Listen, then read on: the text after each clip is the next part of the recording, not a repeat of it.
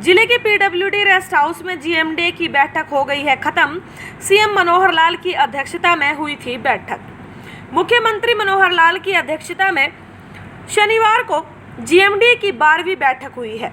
कमल गुप्ता और कैबिनेट मंत्री मूलचंद शर्मा भी मौजूद रहे। 2023 और 2024 के वार्षिक बजट के 2500 करोड़ रुपए की मंजूरी दी गई है।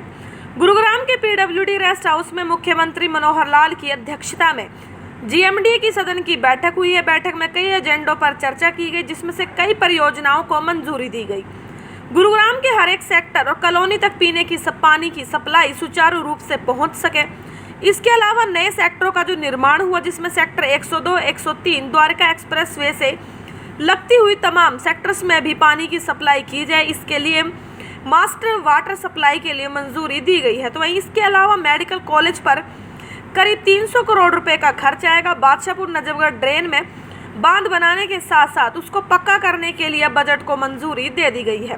अलग अलग फेज में इस कार्य को पूरा किया जाएगा। तो वहीं द्वारका एक्सप्रेसवे के दोनों तरफ सर्विस लाइन के निर्माण के लिए भी जो बात रखी गई है, उसको भी हरी झंडी दिखा दी गई। गुरुग्राम के सोना रोड पर वाटिका चौक पर बन रहे अंडरपास का निर्माण कार्य जल्दी पूरा हो जाएगा। इसके लिए भी जो NHAI को राशि दी जानी थी, उसको भी पूरा किया गया है। इसके अलावा ड्रेन का जो भी निर्माण किया जाना है, उसके बीच नहीं की और नगर निगम की जमीन लगती है, जिसमें GMDA और NHAI मिलकर निर्माण करेंगे। इसके अलावा इस बैठक में कई परियोजनाओं को हरी झंडी मिली है, जिसके चलते अब गुरुग्राम के विकास कार्यों को और गति मिलेगी। तो वहीं अब नजफगढ़ ड्रेन को पक्का करने और उसमें बांध बनाने के लिए भी मंजूरी दे दी गई है।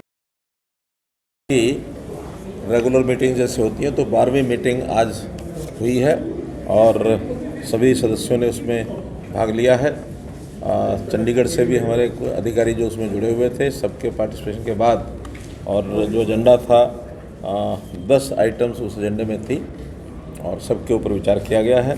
पहला एक एजेंडा उसमें था कि मास्टर वाटर सप्लाई जो लाइन है, टेल एंड तक पानी पहुंचाने का जो प्रस्ताव, ये हमने उसमें मंजूर किया है, जिसका कुल मिलाकर के जो लेंथ है वो 20 किलोमीटर ऐसा, जिसमें खास करके sector 101, 104, 108, 110 A, dividing road of sector 110, 111, 23 से 23, 22, 19, 22, 20 के ऐसे कुल मिला के जितने सेक्टर्स में पानी की आवश्यकता अब है और जहाँ जहाँ पानी पहुँचाने का विषय शेष बचा हुआ है, उसको सबको मंजूरी दी है। 125 करोड़ रुपए का ये काम होगा। 2300 का जो बजट है, उसको भी सैंक्शन दे दी गई है। ये 7वां बजट है। 2574 करोड़ रुपए का बजट आज ये पारित किया गया है इस अगले वर्ष का। तो इसमें भी खास करके 300 करोड़ रुपए तो मेडिकल कॉलेज पर लगेंगे और अर्बन एनवायरनमेंट के नाते से 36 करोड़ रुपया है। इसी प्रकार से इनकम है 1151 करोड़ रुपया, इसमें EDC की इनकम होगी और कुल मिलाकर के 2042 करोड़ रुपया रिसीट है। और कुछ जो कॉर्पस फंड है, शेष जो बचा हुआ 531 करोड़ रुपया, उस कॉर्पस फंड में से यूज़ किया जाएगा। मोटा मोटा एक हिसाब है। वाटिका चौक और नेशनल हाईवे 248, इसका अंडरपास जो है उसको भी मंजूरी दी गई है। CPR के साथ एक ड्रेन है, उस ड्रेन में कुल मिलाकर के 95 करोड़ रुपए का खर्च है। तो 50-50 शेयरिंग में उसकी जो NHAI के साथ हमारी जो शेयरिंग है GMD की, उसको भी मंजूरी दे दी गई है।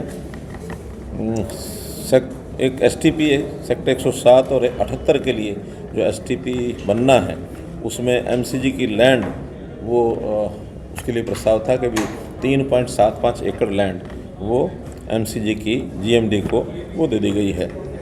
ऐसे ही जो नजफगढ़ झील का विषय है, उसमें लेग 2, लेग 3 की जो ड्रेन्स हैं, उसको पक्का करने के लिए और उसमें और जो बांध बनाने के लिए ऐसा कुल मिलाकर 406 करोड़ रुपए का एडमिनिस्ट्रेटिव अप्रूवल ये दे दिया गया है। द्वारका एक्सप्रेसवे के साइड में जो सर्विस रोड्स हैं, उनको भी टेंडर के लिए उसको आगे बढ़ा दिया है। ऐसे ही ROW का एक मैनेजमेंट और इंफ्रास्ट्रक्चर की एक स्टडी करके वो भी बताया गया कि ROW में किन किन बातों का ध्यान रखना है ताकि डेवलपमेंट्स वगैरह सब हो सकें। तो उसका एक बड़ा विस्तृत स्वरूप बनाया गया है। जो छोटे काम थे पहले से चल रहे थे, उनकी सबकी समीक्षा की गई है और इस बैठक में बहुत आगे, जिसको मैं कह सकता हूँ कि प्रगति के नाते से गुरुग्राम आगे बढ़ रहा है, उसका एक रास्ता ये साफ हुआ है। टोटल कितने एजेंडों पर चर्चा हुई और सर क्या पानी जो जल भराव को लेकर के कुछ सर मैंने बताया ना सारा कि 10 एजेंडाज थे। तो पानी के नाते से जैसे नजफगढ़ झील की बात की, लेग 2 लेग 3 की बात की है, जो ड्रेनेज सिस्टम है उसके ऊपर जो खास करके SPR के साथ CPR के साथ दोनों तरफ ड्रेन्स का जो एक काम चल रहा है, हालांकि 90% पूरा हो गया है। उसमें 50% जो खर्चे का वो भी हमने NHAI के साथ उसको भी पास कर दिया है।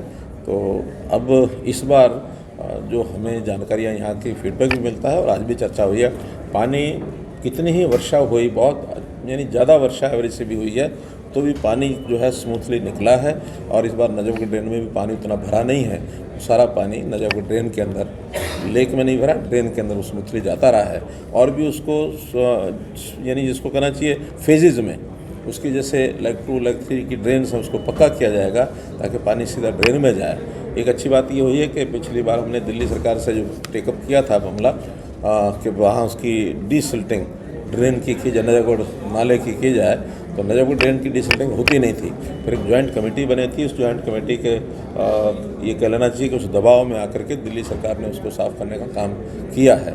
20,000 टन जो वहाँ जो मिला है सिल्ट, उसको वहाँ से निकाला गया और उसमें पानी थोड़ा स्मूथ हुआ है, जिसके कारण से यहाँ पानी कम रुका है। मेट्रो प्रोजेक्ट अप्रूव कर दिया फाइनल मिनिस्टर ने, तो हम देख सकते हैं सर कि काम हमारे यहाँ पे कुछ शुरू हो जाएगा। मेट्रो क्योंकि केंद्रीय जो कैबिनेट है उन्होंने हमारा मेट्रो प्रोजेक्ट को क्लियर कर दिया है और आगे जो है उसकी जो कंपनी होती है, क्या उसको बोलते हैं, जो कंसल्टेंट कंपनी है, वो हायर करनी है और उसके बाद उस मेट्रो का काम जल्द शुरू हो जाएगा। लगातार 12 दिन से हड़ताल पर चल रहे हैं, उनकी मांगे पे स्केल उनका प्रेजेंट किया है।